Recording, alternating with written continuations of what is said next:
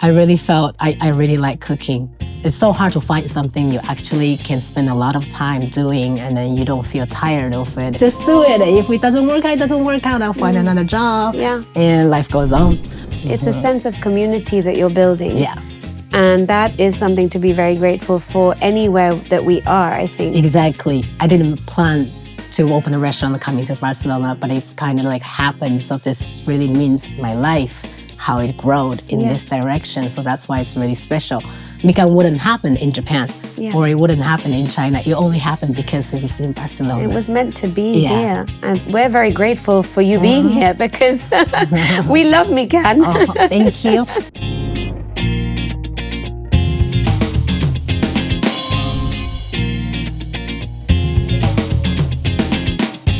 Hola, soy Anjalina Chugani y bienvenidos a mi podcast Un té con Anjalina, voces de gratitud y gastronomía, donde cada semana hablo con gente en el mundo de la gastronomía y más allá sobre lo que hacen, quiénes son y también entramos en el tema de la gratitud, que para mí es algo súper importante que tenemos que cubrir y aprendemos un poco sobre ellos y esta conexión que tienen con la gratitud.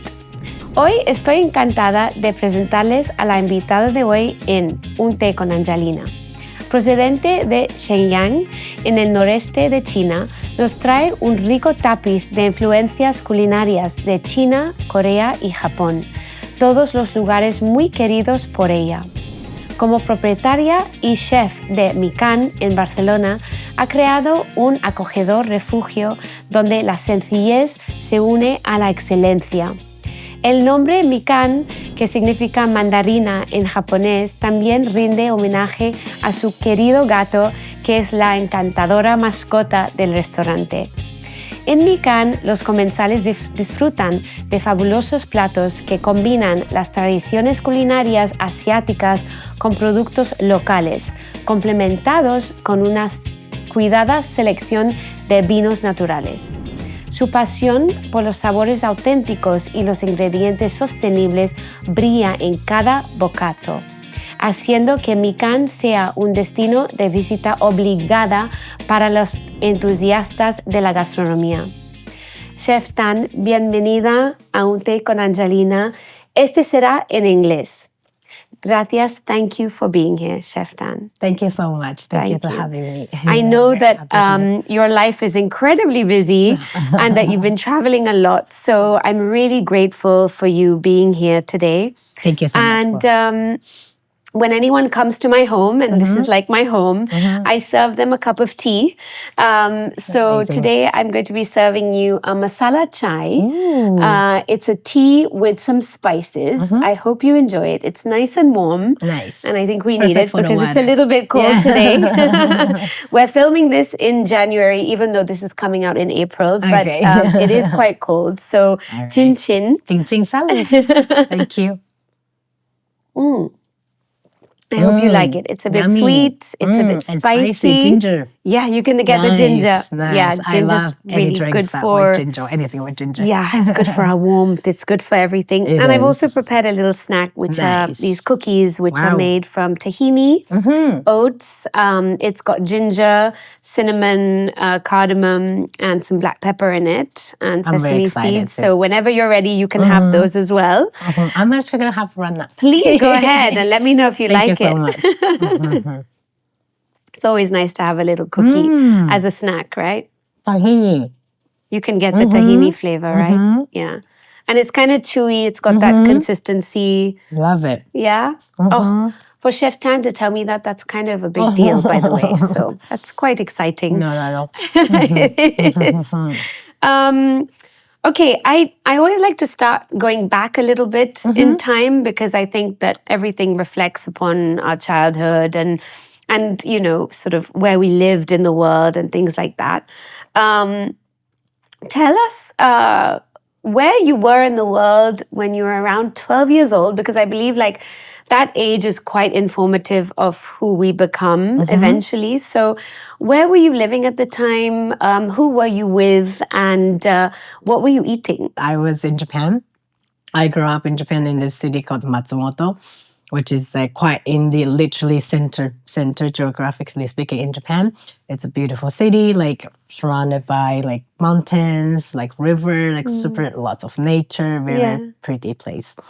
And I think I was primary school, and I was living with my parents. We were there, and yeah, we're a small family. That's just us, and I think I remember at that time I was really, really into baking. Okay. As a kid. Yeah. And I would make cookies and donuts and cakes and all that every day, trying to just like make some stuff. Amazing. Yes. What was your favorite thing that you used to like baking? I did this in Japanese, it's called icebox cookies. Okay. You kind of make like two different kind of dough. One is like a vanilla, and then another one's like a chocolate, and then you mix them together. You cut it like a squares or round, and then you bake it.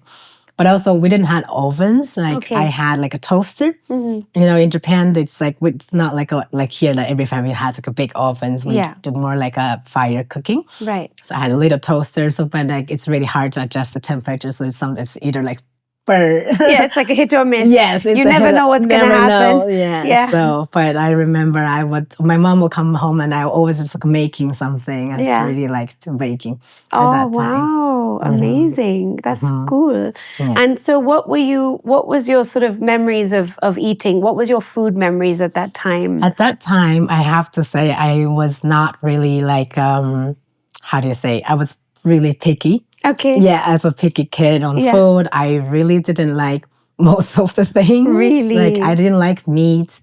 I didn't like egg. I just found a lot of them has so many just like a gaminess, like the rawness. I think my favorite food at the time was potatoes. Okay. Yes. Okay. Yes, I would love just my mom always make this like a stir-fried potato with some vegetable like green onions. I know green. Was it a sweet potato or a regular potatoes? Okay. Yes. Okay. My mom would just like slice it thin and then with some garlic. Yeah. And sometimes you put green peppers. Yeah. Sometimes like onions, but most of the time. Sounds delicious. Most of the time, if she put onions, I don't like it because I also didn't like onions. Okay. I was such a trouble eater at that time. Yeah. Is that what she used to tell you? Yeah, because like my mom also liked really like weird things to cook. I think I remember there was a dish, one of her favorite dish she make. It was like a stew with fish head and daikon. Okay. And then the look. It's just like it didn't look very appetizing. I am not a big fish eater at that time, and then for me it was just like horror to see that on the table. I'm like, Mom, what did you do? And then she loved it, and she would make it all the time. But did she make you eat it? I mean, did she? Like no. So if you didn't want to eat it, you didn't have to eat it. So what would you do then? What would you I would just eat my rice with some, in Japan we have a lot of condiments and stuff like that. Like potato, she would always, most of the time, 3 times per week, I think, make potatoes. Okay. So I would eat potatoes and rice, and I was happy about it. Was it very cold in that region, in that area? So potato was sort of more warming and comforting and things like that, right? And also, so must have been a lot of stews and stuff. Also where I grew up in China as well, it's in the really north, so it's like really, really cold. Yeah. It gets to like -20 in the winters. Gosh. So a lot of, I know, it's crazy. And we think it's cold here. Yeah, well, it is cold here. Not really. Yeah. And then, so a lot of like root vegetables and then the Chinese cabbage were like kind of the main food, and then lots of like stewed dishes. So you enjoyed the vegetables. You used to love that. I definitely. More than meat. And what about seafood? Was there like a big presence of seafood? Because you were in the mountain areas, so I guess not. Exactly. So both where I grew up in China and Japan, I happened to be inside the mountains, so there was not a lot of presence of seafood or sea or beach. And which is a reason that's why I moved to Barcelona. I was going to ask you that. I was like, how did you decide that Barcelona was going to be your destination? To live in a place that is close to the sea, that's nice, you can swim. Yeah. When did you decide to move? That was, I think, when I started working after like 4 or 5 years. It's actually, I kind of got burnt out of the life in Tokyo, of my job at Tokyo, like big cities, everything. It's kind What were you doing at that time? I worked as a sales commercial, like an office job in IKEA. Oh, okay. Yes, Wow. in Japan. I can imagine that must be quite intense. And then I have to commute every day 2 hours. I change 3 trains to go to work and come back. So 2 hour go, 2 hour come back. So it was too much. At one point, I was just like not happy at all about everything about my life. And I just wanted to done with this life. I just like, I need a different sort of thing. And then at that time, I used to come to Europe every summer, like since I graduated from uni and really liked it, Europe here in the summer.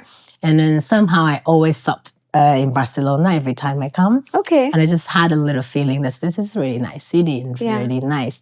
And then at that time, I finally decided I'm going to quit this life and then try to find something else in Barcelona. So you were quite brave to do that. Now think back, it's kind of crazy decision to just like buy and then that's it, move to Barcelona. That's really crazy. And I mean, I don't speak Spanish at all at that time. I still don't speak really good Spanish at all. You speak quite well. I've heard so, you speak Spanish. Thinking back, it was a bold decision. Yeah, it was. And when you so Barcelona was your point of entry, and then that's where you decided, okay, I'm here, I'm going to do this.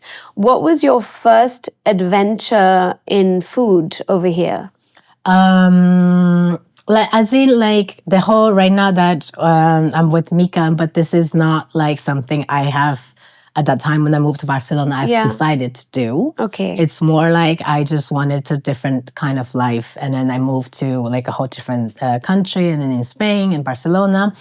And it's more like step by step, like how my life had happened here in Barcelona. As a kid, as I mentioned, I was a really picky eater. That kind of lasted quite long. Okay. Even till you came to Barcelona? No, not that long. But yes, until like I was like around like 20, early 20s, I'm not really like, people will be crazy. You live with all the good food in Tokyo, all the sushi and everything. I never was a big fan of sushi at that time. Yeah. But then I met my manager at that time in IKEA. He used to work a lot in the food industry. We were in the food department. Okay. And before the IKEA job, he used to work in the food industry in Tokyo for a really long time. So he's he knows a lot about the restaurants and where to eat and all those things. Right. And he kind of started taking me out, just like work dinners and stuff like that. We started to going out to eat a lot of places. And there's one restaurant really changed my life, which is a small a sushi bar. Okay. I still remember he's like, let's go to eat sushi. And I'm like, I don't want to go. Yeah. It's fish. It's like fishy. I don't like fishy stuff. Yeah. And he's like, trust me, if you don't like, we can, leave, but like, give me a chance. Yeah. So we went that place. Now that place has gone really, really, really famous. But at the time, it doesn't have a lot of people. It has like a little bar, maybe max like 8 people. Okay. And they make aged sushi. Okay. Yes. Wow. So it's not fresh. Right. Nothing is fresh. So it's like a fermented. Cured. Cured. Yes. Okay. So I think that has hit me really hard. I was just like, wow. You were fascinated. I was fascinated. And then even like, I at that time I could still eat sushi and some like, salmon, like simple stuff. Yeah. But then they would have like a different kind of shellfish. Like for me, I'm like, no, this is too challenging. And then the guy's like, just try it. If you don't like, you can spit it out. And it's very nice, very kind. I tried it and I'm just like, wow. It blew your mind. It blew my mind. And then since then, I feel like I got to give it a little bit more chance to food. I need to try more stuff. And then I think from then, I started my life to eating out a lot, like a lot of interest towards food. Yeah. And then in Tokyo, like, one of the things that I love to do is just like going out to restaurants and see what's good out there. Yeah. And then one of the reasons, among the beach and everything, that I decided to move to Barcelona, it's also at that time when I was visiting, I can see there's like a good food scene around. There's like a good nightlife. People likes to go out and eat. I kind of felt that. I think that also was one of the reasons. Something attractive for you. Yeah. Yes. Okay. So when I moved here first, I think the first Spanish that I've learned is literally the restaurant carta. menu. Yes, pollo or those bocadillos, all those That's things. the important thing. Yes. Come on, let's face it. Exactly. That's what you got to learn first. Exactly. Yeah. So for me, I was just like, going out to eat, it's really one of my favorite things to do in Barcelona in the beginning. Yeah. And I also have, done a lot of jobs until today. I remember at that time, they had this like Airbnb experience. That was the time they first started this like service, and people could take people to do like different things. And I also signed up myself to like kind of taking people to go out and eat in Barcelona. Oh, nice. Yes, to go to like, the classics, the champagne, all that stuff. So. Oh, wow. So almost like a tour guide, but more focused on the food aspect of things. Yes. Okay. Yes. So that's how you kind of became much more in touch with the food side of things. Yes, I would say definitely. I'm like, because I've never like cooked in any other people's kitchen or anything like that. It's more, I like to eat. It's where it all started, and then I would just going out, eating a lot all the time, and all I'm watching on my Instagram, is always food. Yes, I still remember that. There was one point. It was like I was at a trip with a friend, and then I was just like scrolling my phone, and my friend was, "Oh my God, you're seriously? Oh, you're thinking nothing else. You're just like, you should work in this section." Yeah. And then I was like, "Oh, that's a good idea." Like kind of like it inspired me. Yeah. But then I started to like posting more food photos in my Instagram and stuff like that. Okay. Yeah. And is that how the lunchboxes started? So the lunchbox didn't start until quite later on the journey, which I had a job, which again also food related. I was working for this Japanese food manufacturer company, and I was doing like sales job. Right. My job was just go to restaurants every day and trying to sell like frozen dumplings. Okay. And it had a lot of like freedom, and it was a really good job, to be honest. But I was not happy again. Yeah. I feel like, I finally made it to Barcelona. Life is, stable and everything. But it wasn't what you really wanted to do. It wasn't what I was really want to do. I'm having probably one of the best easy job. Not easy, but like in terms of like, I'm free. I can go visit restaurants. It's nice.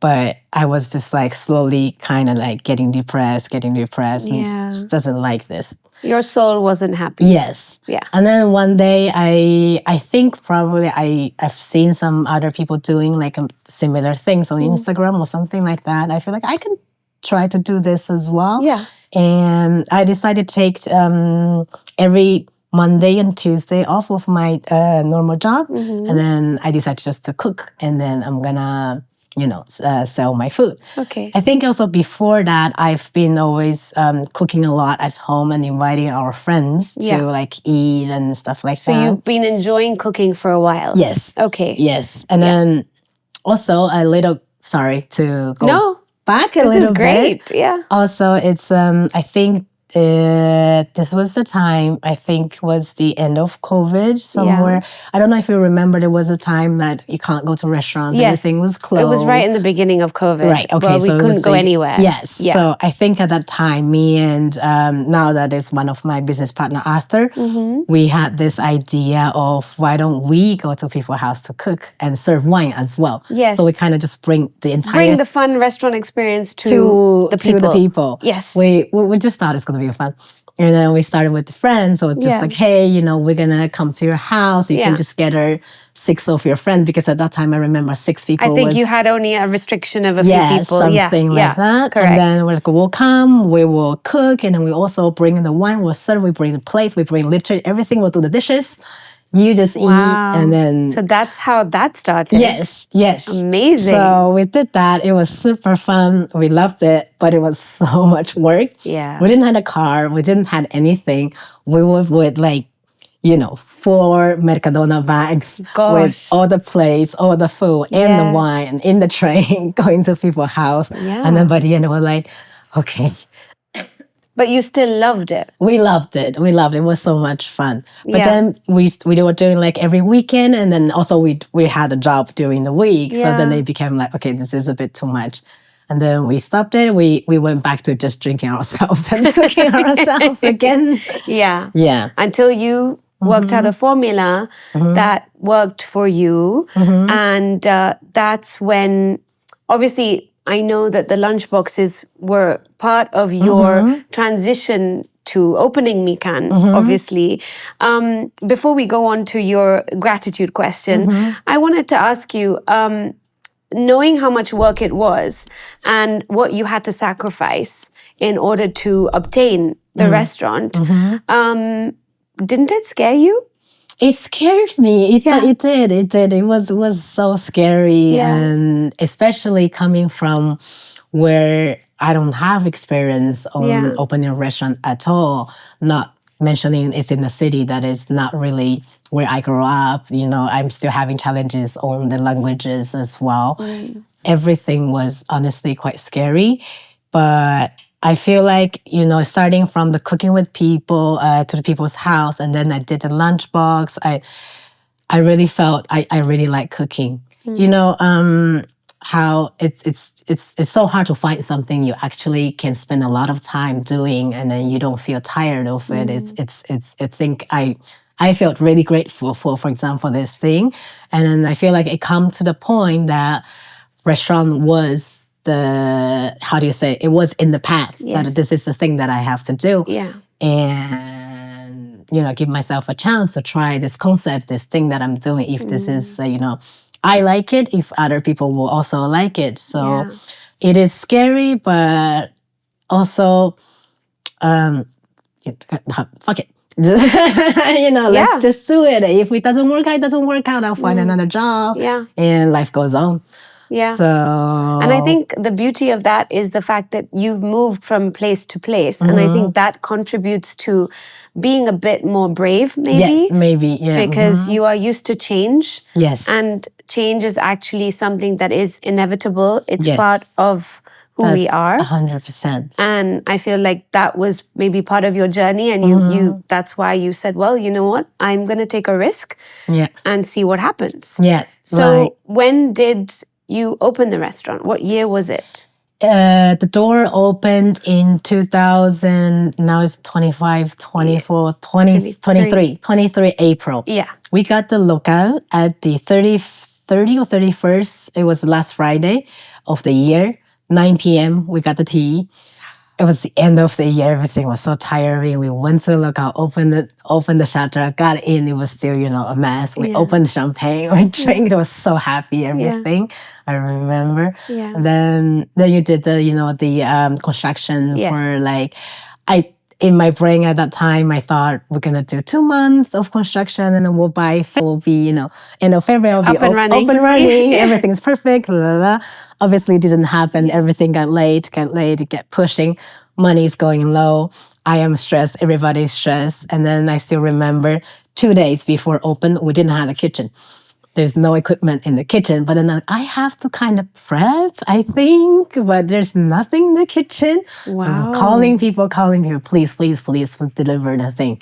So I think the last 2 days, there was 12 people inside working to fixing everything and make it work. It was just like hell. Gosh. Wow. Yeah. And you pushed for it and it happened, you opened on the day you wanted to? Yes. Okay. Yes, on the 8th of April, we opened the door and then we started lunch service at that time. What was that like? Well, I think it was too many adrenaline. I can't even remember how it went. Yeah. A lot of friends came, which I really appreciate. That a lot of support that weekend. Yeah. So I was very, very nervous about literally everything. And we also had a much smaller team. So to make it work, and it was just a lot. I can't even remember. It was just a lot. And the name Mikan. Yes. How did you come up with that? Tell us what it means. Yes, Mikan means mandarina in Spanish, and Mikan is mandarina in Japanese. And I have 2 cats, and one of my cat named Mandarina. So I just thought it would be nice to name my first restaurant to my baby. Can you show us the logo? Yes. So this is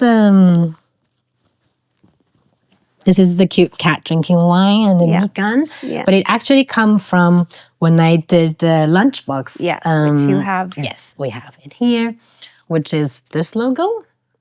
Here. Tan's Lunchbox. Yeah. So when I started Lunchbox, I thought I need a logo. Yeah. And then asked my friend who is like a designer, can you make me a logo? I didn't really mention a cat or anything. And she made a couple of logos, and I saw this in one of them, and immediately I was like, oh my God, this is the cutest That thing. was meant for you. Yes, I just felt a connection, and then immediately like, this is the logo. Yes. And then I got the logo, and then from there, then we're going to transition to Mikan. So I really just wanted to keep the cat because it's just one thing, like, besides food, I love so much, which is cat. Cats. Yes. Yeah. And then, from there, we had 2 months, like, going forward and everything. Finally, we decided the cat drinking wine. Yes. That's the best thing I've ever seen. Best thing I've ever seen. Love it. It's my favorite logo. I know. I love it so much too. And then to my surprise, there's so many people out there that loves cat and wine. Yeah. I have no idea, which so many times we're in Mikan outside and we see people just like taking photos of the logo. Yeah. And we had customers It's amazing, the logo. I'm so happy there's a little community about cats and wine. I mean, come on. It kind of makes sense to me in a way. I don't know how to explain it, but I feel like there is meaning there. It just it really does make sense to me for some reason. I'm so happy about it. It's great. I'm so happy that I love it so much and the people love the logo so much as well. It's just like the best logo ever, really. Well, talking about what makes you happy and how you are now, communicating that, I want to get into your gratitude instances. So for me, gratitude is something that we need to remind ourselves about every day. And we don't really, I think, because we just get on with our lives and we're so busy and we have so much going on. But the reason I wanted to bring this in as part of the podcast is because I think it's to teach other people and ourselves as well, to remind ourselves that it's really important to speak about gratitude on a daily basis. So can you share a couple of things with us about moments of gratitude that you have felt? I think a lot of things for me, I feel like the moment, there's always things that you feel in the moment, but a lot of things for me, I don't feel it on the moment, but then I look back. Yeah. I feel like, wow, that was really something that is really meant to happen. I really appreciate that thing happened. As in, like, one of the major thing in my life, obviously, that moving to Barcelona, I feel like at that time I was just in Tokyo really, really unhappy. I am actually like clinically depressed. I had to take medicals and medicines and everything. I'm so sorry. I remember. That's okay. Thank you. I have to take the 3 trains to go to work, and one of the last train I take, it's also the same trains people taking the train to go to Tokyo Disneyland. So every morning I'm like in the busy train with this happy people, trying to go to Disneyland, and I'm so unhappy. And at one point, I just started crying in the train out of nowhere. And I didn't understand why I was crying. And then later, my friend's like, I think you're depressed. You should go to take a look. So I went to the hospital and all that. But I think if it's not because of these, the business of Tokyo and all that, it wouldn't have pushed me to, think this has to be a change, that I have to move to a new, Europe is so far away. I think this experience was really, really hard in my life particular, but it kind of pushed me to find a new way of living, like a new life. And now think about, I'm just really grateful that it happened. And also being through the hard time, makes me feel like I'm a person that I can understand more people when they are in those kind of situations, because it's just not easy. Yeah. Right? Absolutely. So I feel like the hard things happens in your life. It's kind of like meant to be. Yeah. Yeah. What is it? What can't kill you makes you stronger. Yeah, it's absolutely. literally that. I completely agree with you. Literally that. Yeah. And then another thing, it's also what I feel really, really grateful. It's really the people that I've met here in Barcelona. I think because I am only child, I didn't have the siblings, and growing up, also from China, Japan, and China. I moved so many times, so I had to make friends. Yeah. I think it's like a skill that I obtained growing up. So for me, it's really, really important to have friends around. Yes. And then they become your family, right? Exactly. Yes. Really is. And for me, moving to Barcelona by myself, knowing literally nothing, nobody, I don't even know how I did that. And the thing that I'm most proud is not even Mikan. I'm proud that I actually made so many friends and met so many people. And all these people kind of also shaped my life that, kind of everybody pushed me cooking as well. And that kind of made me of what I am today, literally. And then also when we opened the restaurant as well, like nobody, as in I didn't work in a restaurant here for many, many years. I don't know the industry people or anything. It was just really out of nowhere. I decided to do it. Yeah. A lot of my friends has supported us really, really hugely. They will tell all of their friends. They will come themselves all the time. And then I really felt that just like, wow. Yeah. It's a sense of community that you're building. Yeah. And that is something to be very grateful for anywhere that we are, I think. Exactly. Yeah. And it takes a lot of hard work. It does. And it shows that you've really done the work, Tan. I'm honestly, happy about it, because really. you have come from wherever you've come from, but in the end, I always say that it doesn't really matter where you're from. It's where you decide to plant yourself and create really your own roots. That's really how I felt about the whole journey of restaurant in Mikan. Yeah. It's as I said, I didn't plan to open a restaurant coming to Barcelona, but it's kind of like happened. So this really means my life, how it growed in this direction. So that's why it's really special. Like Mikan wouldn't happen in Japan or it wouldn't happen in China. It only happened because it was in Barcelona. It was meant to be here. And we're very grateful for you being here because we love Mikan. Oh, thank you. And also like, since we opened Mikan, like it also opened another like, how do you say, community, like friends as well. I've the customers and then the industry people. Those people I would never met if I don't have a restaurant. And then a lot of them, we became friends. I met you. Yeah. They're just like I don't know, what this thing that I'm doing. And then that brings the people to me and then bring me to other people. There's that saying, right? If you build it, they will come. Yeah. So that is like the most beautiful thing, I think, really. Yeah. And I feel like you always knew that you wanted that, which was why whatever you were doing before was not bringing you the happiness that you were trying to get from it, because it wasn't what your soul was asking you to do. And I think that that's with anything that we do in our lives, that if we're not feeling that deep soul connection with it, it could be the smallest thing, but if we're not feeling it, we shouldn't continue with it. No. Because yes, times are hard. Yes, we all have to work really hard, but it's only worth doing that if we're doing what we really love doing. It really is. Listen to your heart. It's really, so they say, it's true. Yeah. But it is hard as well. I feel like it's really hard to know what you want to do. And then all this thing for me, so many years as well, I don't know what I want to do with my life. And it's just like a struggle, right? I think everybody has this, but I think you just keep asking yourself the question, you're feeling this? Is this make you happy? This is a question I think just constantly you have to ask yourself. Otherwise, yeah. I completely agree with you. Thank you so much for sharing all of that. I really appreciate you being here and sharing that. It's so important to be able to have these conversations. Yes. And I'm so glad that, you were able to come and be a part of this, because I think everybody needs to have many more opportunities to listen to these experiences of others and who have worked from a certain point and who have gotten to a certain point. And I mean, you're still going. You've just started. Yes, exactly. Even though it feels like you've been doing this a long, long time, which you have, but this is another journey of yours that you're on, and this will lead you to something else. Exactly. Because there's always something else. Exactly. And that's the exciting part about it. We don't stop. We don't stop, exactly. right? You don't stop. It's life. Yeah, it is life, and it's great. And again, we're very privileged to have Tan with us in Barcelona and to have Mikan as well.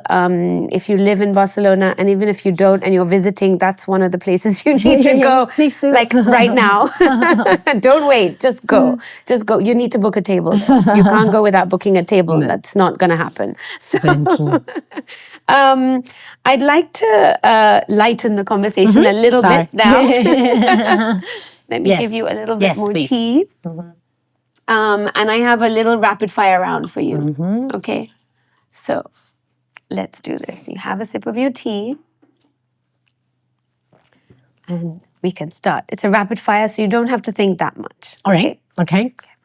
Your favorite smell or aroma? Ooh, mandarina. Of course. I don't even know why I asked this question. Your favorite sandwich filling? Sandwich filling. Ooh, porchetta. Yes, I love a nice Italian sandwich. It's so good. And what else would you put in there? Rucola, dried tomato, and a lot of porchetta and a lot of oil. So nice and fatty and filling, right? Yes. And nice and hot. Nice and hot. Nice and hot. Okay. Especially right now. Yeah. Your favorite salty snack? Salty snack. I love snacks. So do I. It's because I love a rice cracker. Oh, yes. A rice cracker I can eat every day, all the time. Yeah. It's a little bit sad for me that here they don't have a lot of rice cracker because obviously, the varieties. Yeah, it's not a thing. But yeah, a good rice cracker. But Mikan can have their own. That's actually a good idea. I've never thought about making salty snacks. There you go. Yeah. Take Mikan to go. Thank you. Sweet snack. Sweet snack. I don't know. I actually not really. You don't have a sweet tooth? No. When I was a kid, I loved baking and loved sweets, but I don't know, somehow I grew out of me. Okay. Sweets is not like cookies. I generally like cookies, but I don't really buy sweet snacks, chocolate, neither. So when you have a sweet, like if you feel like eating something sweet, what would it normally be apart from a mandarina? Okay. Which I knew you would tell me. I do. I actually really like the drinks. Not really, but if anything, if I crave sugar, I do like a drink. Okay. And that goes on to your favorite drink now. That would be the next question. So, wine. Okay. Wine or sweet, yeah. Any specific wine lately that you've been enjoying that you really like that you can share with us? Obviously natural wines. I know that Mikan does such an amazing variety of natural wines, and you keep changing them up all the time as well. Yes. Give me one of your favorites right now that you've had. Recently, I think one of the favorite I had is it's a wine from La Rulal, which is a wine maker that is like an hour and a half drive from here. We're really good friends with them as well. Really good. They made a what was the variety? I suck at remembering what variety. I think it was Macabeu. Okay. Really, really, really good. Amazing. It's like aromatic, a little tiny bit like fruity, not really fruity, but like a tiny bit, but it's just like clean as well. Oh, beautiful. This year. Oh, lovely. 2023. Sounds lovely. So good. Oh, yes. wow. You can have it, Mikan, as well. Yes, we'll come. I'm going to come and have it. Yes. Your favorite holiday destination? Ooh. It could be somewhere you haven't been yet. Yeah. I actually would say Japan. Like, as much as I hated when I left the place, but now, like, to visit, I think it's literally one of the best places to go. Oh, God, it's number one on my list. I haven't been yet. Really, you should go. It's so good. It's for visiting. I think I couldn't think about any place better, as in, it has the modernness, has the food, has the nature, and people are nice. Everything is really convenient. It's just so good to as a destination to have fun and everything. To live, I think it's a different thing. But visiting, wow, so nice. I would just go again and again and again. Okay, great. And the last song that you listened to on your playlist? I think it's D'Angelo. Okay. My favorite. Okay. Yes, I think it's D'Angelo. I really love. It's also my favorite song. I listen all the time, every morning. Oh, wow. Yes. Okay. Thank you for sharing that. Yes. I love that. Yes. Wow. Thank you. Those are great answers. Thank you So much, Tan. Before we finish, I always ask my guests to share their favorite recipe that is like a sort of soul food recipe or something that they would feed to someone that they love. Can you share something with us? Yes, I want to share my favorite potato recipes. Nice. I like that you started talking about that and we're finishing. With the I love potatoes. that. Yes. You know, we all love potatoes. Yeah. It's really, really easy. You just like slice them thinly. Start with some garlic, always with garlic. Yeah. And then stir fry the potatoes like quite high heat so it has like a good char. And it's with soy sauce and then a little bit green onion. It's really, really easy, but it's just really delicious. You're Is there a surprised. specific name for this? Does it I come don't- from somewhere specific, or this is just your I something don't your mom know. used to make and you just I think probably people in China, in my region, they cook that at home. I would expect so. Okay. I don't think it's only my family. Well, you'll share the recipe with us, right? Yeah. I Okay. will write down the recipe. and Brilliant. everything. Thank you. Yeah. So you're going to have the recipe You will love right it. here from Chef Tan. Very So good. privileged. Thank you so much. Thank you. Thank you so much for being here. Thank you for so much taking for the the time chance. in your busy day and your busy schedule, because Not at it's all. not easy, I know, running a restaurant and doing it as well as you do. So thank you. And thank you. Gracias por estar aquí. Thank you so much for being here. Por favor, suscribir al canal, Please do. dejar comentarios y compartirlo con los vuestros. Vale, gracias y hasta la semana que viene. Chao.